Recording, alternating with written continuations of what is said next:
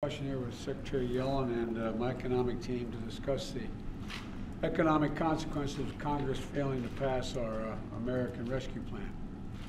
There is an overwhelming consensus among economists, left, right, and center, that this is a unique moment in this crisis. And the cost of inaction is high, the cost of inaction is high, and it's growing every day.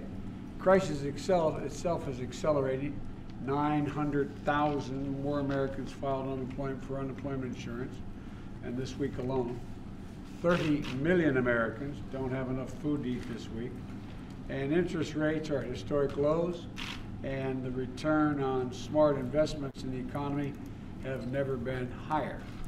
And it's not just me saying this. As I said, it's a consensus among the vast majority of leading economists in the country, as I said, left, right, and center, including advisors to former President Trump and George W. Bush. And so I've been meeting all morning with other folks as well. The notion here is we have to act now. There's no time for any delay.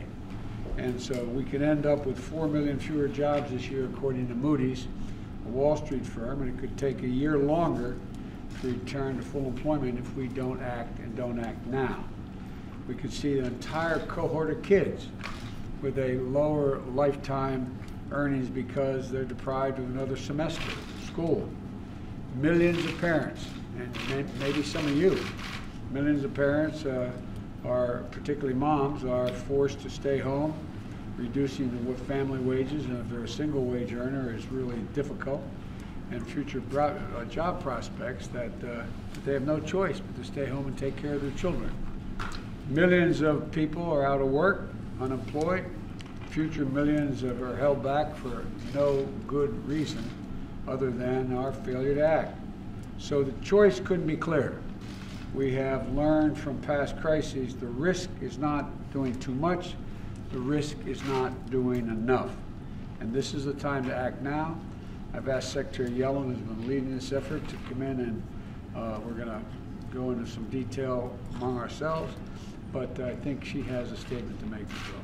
Thank you very much, Mr. President. Well, there is a huge amount of pain in our economy right now, and it was evident in the data released yesterday. Over 1 million people applied for unemployment insurance last week, and that's far more than in the worst week of the Great Recession. And economists agree that if there's not more help, many more people will lose their small businesses, the roofs over their heads, and the ability to feed their families. And we need to help those people before the virus is brought under control. The President's American Rescue Plan will help millions of people make it to the other side of this pandemic. And it will also make some smart investments to get our economy back on track. I want to emphasize the President is absolutely right. The price of doing nothing is much higher than the price of doing something, and doing something big. We need to act now, and the benefits of acting now and acting big will far outweigh the costs in the long run. Thank you, guys. Mr. President, what do you think of the Johnson & Johnson results? Let's go. Thank you, guys. I'm waiting to hear from my team. I'm waiting to hear from the team on the detail of it. I saw the news reported this morning. I haven't had a chance to speak with Dr. Fauci. One point I want to make that the Secretary made, and let's get this straight. It's not only that people will be badly, badly hurt if we don't pass this package, in terms of increased rate of death, in terms of poverty, a whole range of things. But we will also be hurt long-term economically.